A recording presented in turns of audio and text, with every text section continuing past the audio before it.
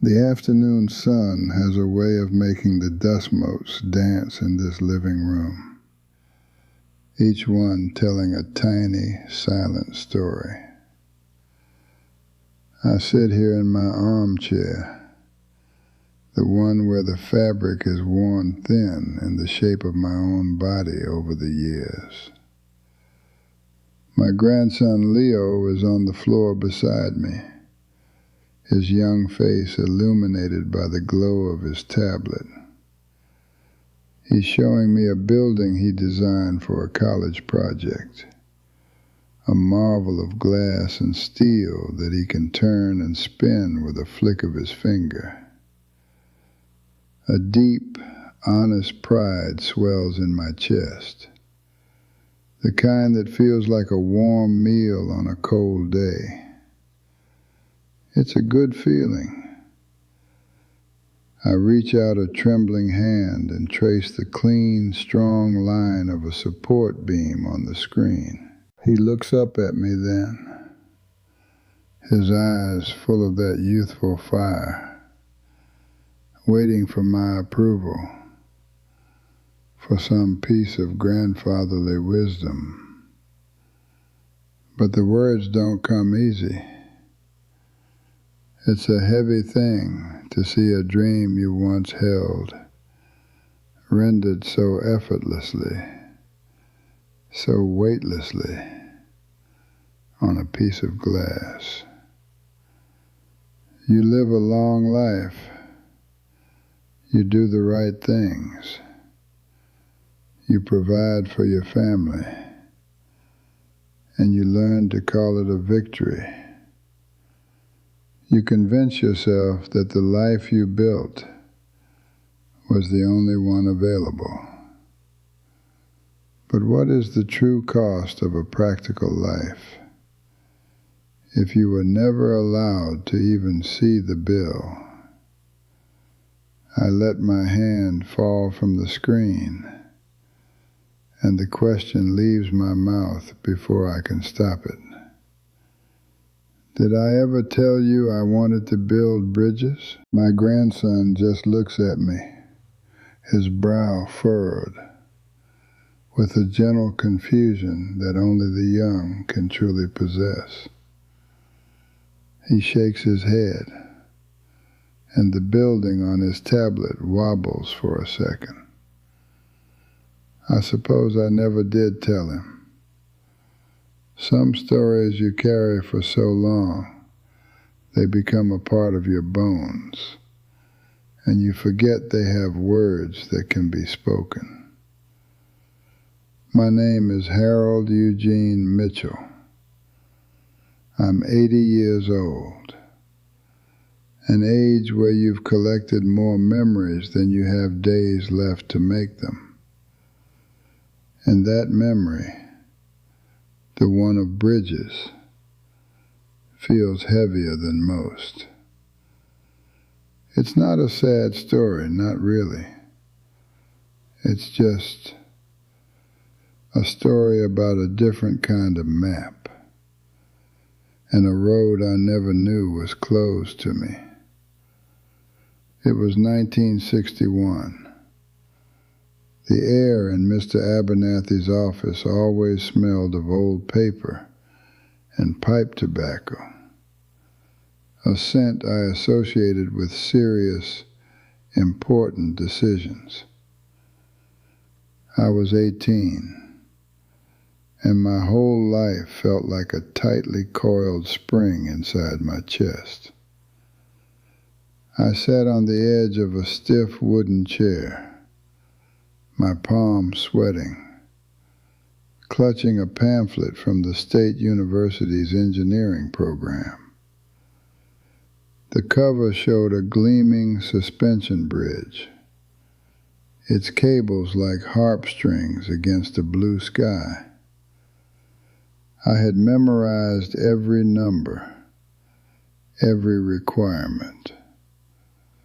My math scores were good. My physics grades were better. I was ready. I believed, with the pure, uncut optimism of youth, that I was simply there to get a signature on a form, a final push toward the future I had already built in my mind. Mr. Abernathy leaned back in his creaky leather chair, a kind man with tired eyes and a smile that never quite reached them. He looked over my report card, tapping a thick finger on the column of A's in my science classes. He nodded slowly, thoughtfully. "Harold, you've got a real gift with your hands," he began, his voice warm and fatherly. "I've seen your work in shop class. That engine you rebuilt, it's first rate." I felt a small knot tighten in my stomach. I was proud of that engine, sure, but that wasn't why I was there. I wanted him to see the numbers, the potential in my mind, not just the grease under my fingernails. It was a compliment, I knew, but it felt like he was looking at a different blueprint than the one I held. He set my papers down and folded his hands on his desk, leaning forward as if sharing a secret. "This engineering path," he said, gesturing vaguely toward the pamphlet. "It's a lot of theory, a lot of years at a desk. A practical man like you might find it frustrating." The word hung in the air. Frustrating. He made it sound like a disease I was lucky to avoid. But a trade? A master mechanic? You could run your own business in 10 years. Good, honest, steady work for a family man. Every word was delivered with such gentle, sincere confidence. It wasn't a command. It was a kindness. He was, in his own mind, saving me from disappointment, from a world I wasn't built for. I remember walking out of his office, the hallway lights seeming too bright. The shiny pamphlet in my hand now felt flimsy, like a child's drawing. The bridge on the cover looked impossible. There was no anger in me then, not a single spark. There was just a quiet, heavy sense of relief. Mr. Abernathy was a wise man. He saw the world more clearly than I did. He had shown me a safer road, a straighter path. I had been so focused on the sky that I hadn't seen the solid ground right beneath my feet. In that moment, I accepted his vision of my life as my own. I convinced myself that wanting to work with my hands was a more honest ambition anyway. That single conversation was not a slamming door. It was the quiet, polite closing of one, so gentle I barely heard the click. For 50 years, I thought of Mr. Abernathy as the man who set me on the right course, who gave me the practical advice that led to a good life, a family, a home. I never saw it for what it was, the gentle, confident lowering of a ceiling I never even knew was there. He didn't take a dream from me. He just convinced me to trade it for a more sensible one.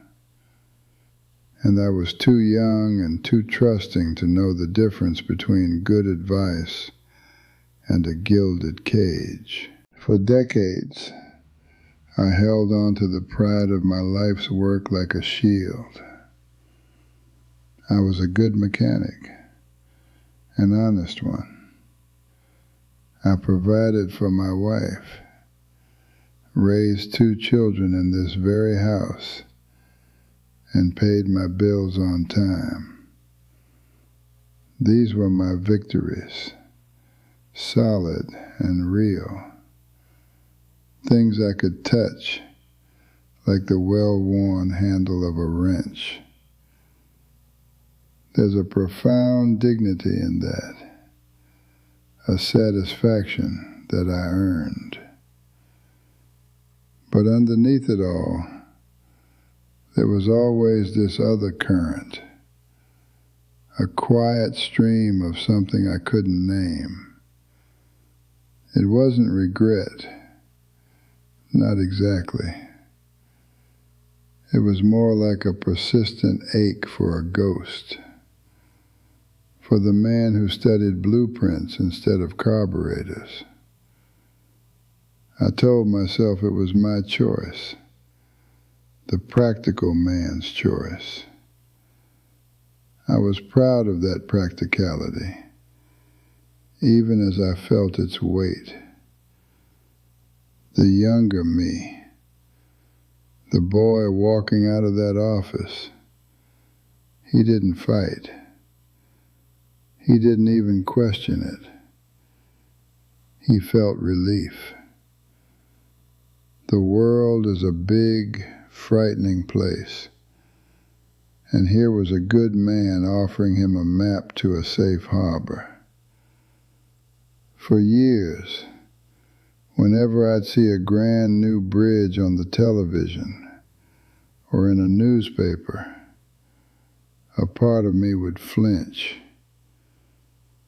I'd quickly push the thought away, telling myself Mr. Abernathy was right, that I wasn't built for all that theory. I'd think about the grease under my nails and call it honesty.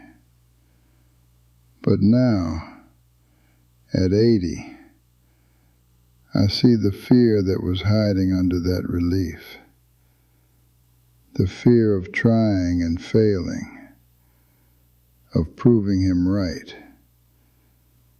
It was easier to accept the smaller world he offered me. It was a form of survival. And what do you do with the anger? It's a slow, cold anger that took half a century to surface. It's not the hot, righteous kind you see in movies. It's a tired, heavy thing with nowhere to go. I can't be angry at Mr. Abernathy.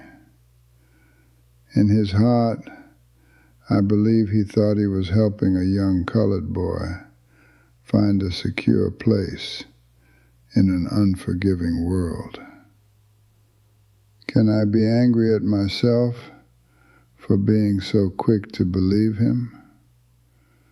A boy of 18 doesn't have the tools to see the architecture of the cage being built around him. So the anger just sits here in this armchair with me. It's the quiet companion to my pride, the silent testament that I didn't win. I endured. It reminds me of my oldest friend, Samuel. We grew up on the same block, 2 houses down. He was a quiet boy, the kind who always had a book tucked under his arm, its spine softened from use.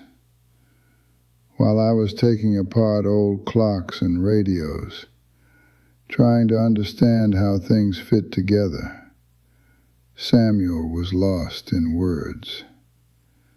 He wrote poetry on little scraps of paper he'd find, about the way the sun hit the pecan trees, or the sound of the evening train. He told me, sitting on my porch steps one summer evening, when we were no older than 15, that he was going to be a history professor. He wanted to spend his life inside those stories, to understand them, to teach them. I believed him.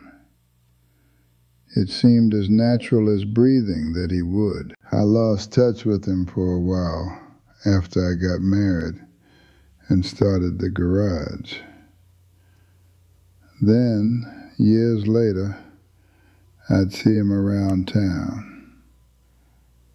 He was a mail carrier, had been for nearly 20 years by then.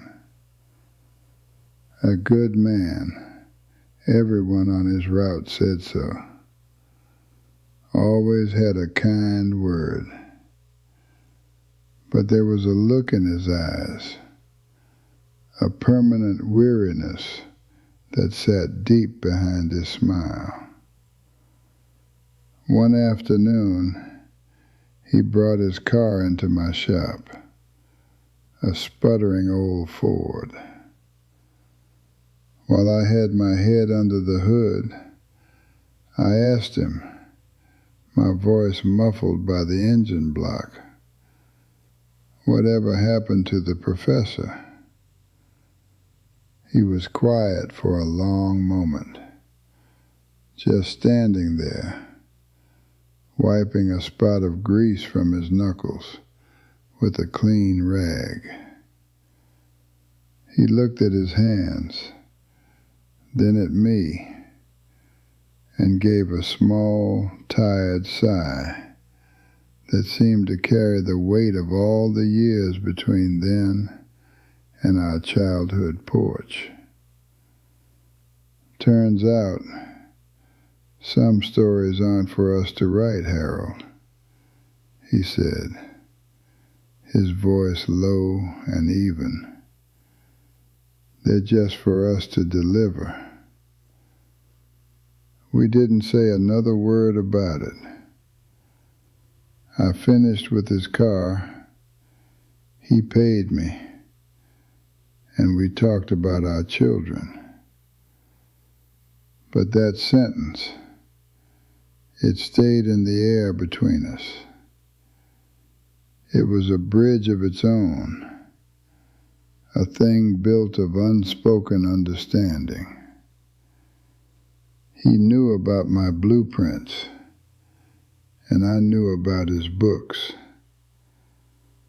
We were two men who had learned to be proud of the routes we walked, even if they weren't the ones we had once mapped out for ourselves. For more than 50 years, I carried Mr. Abernathy's advice like a precious stone in my pocket, something solid to touch when I felt doubt. I believed, truly believed, that he had seen something in me that I couldn't see in myself, a practical nature, a gift for the tangible world. I told myself that I wasn't built for abstract theories and endless calculations.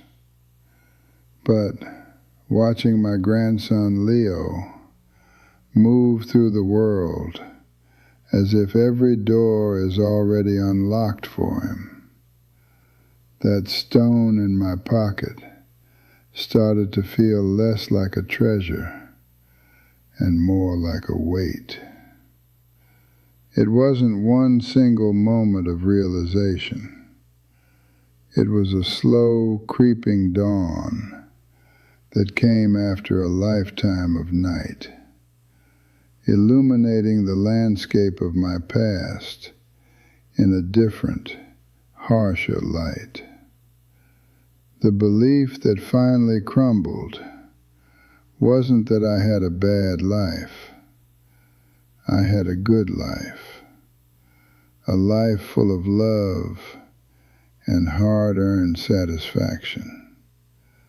The belief that shattered was the one I had built everything on, the idea that I had made a choice. But a choice requires options, real ones. Mr. Abernathy never gave me options. He presented me with a single, well-lit path and a dark, overgrown one, and then praised me for being sensible enough to choose the light. He didn't have to force me. He just had to convince me that my own map was flawed, that his was safer, and I was young enough and scared enough to believe him. The pride I felt was real, but it was pride in walking a road I was led to. The truth that took its place is a simple one, and all the more devastating for it. A choice was made for me, and I was taught to call it my own. That is the most profound kind of cage there is, the one you don't know you're in, the one you're told is a home, built for your own protection. He didn't have to use chains when he could use kindness. He didn't have to build a wall when he could build a low ceiling and call it a roof. This knowledge doesn't make me angry, not anymore. It just makes me tired. It's the quiet, heavy understanding that my life, as good as it has been, was built on a plot of land I didn't select, from a blueprint I didn't draw. When I watch young people now, especially my Leo and his friends, I pay attention to the way they walk into a room. They enter a space with an assumption of belonging, their shoulders back, their voices steady, as if they have a right to be there and the right to be heard. It is a beautiful, uncomplicated thing to witness, that casual ownership of space. And it makes me think of the men I grew up with, good, strong men who learned to fold themselves up. We learn to enter a room and immediately find the corner, to make our presence smaller so as not to be a bother. It wasn't a conscious choice. It was a posture we learned, a habit of survival that you can easily mistake for simple humility.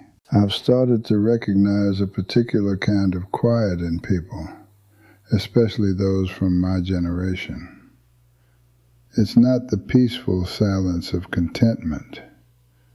It's the heavy silence of a story that has run out of words. I see it in the eyes of a man at the bus stop, staring into the distance, and I wonder what he sees there. I see it in the careful, precise way a woman in the market arranges fruit, a dexterity that speaks of a different kind of art. We all carry the faint blueprints of other lives inside of us.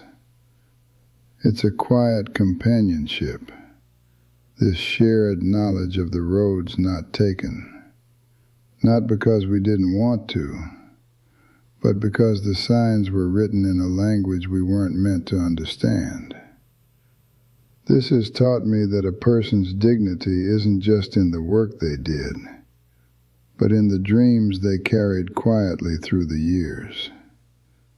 It doesn't ask for our pity. It simply asks for our attention.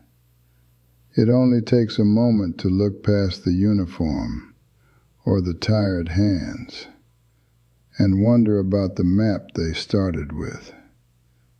We are so quick to ask each other what we do for a living, but that only ever tells half the tale. The other half, the more important half, is often the one that was folded up and put away. To truly see someone, I think, is to ask to see both maps, the one they followed and the one they still keep in their heart. I suppose we all have someone like that in our lives, a parent or a grandparent, someone who has seen more seasons than we have. It's easy to look at the house they built and admire the solid walls, the sturdy roof, the life lived within it.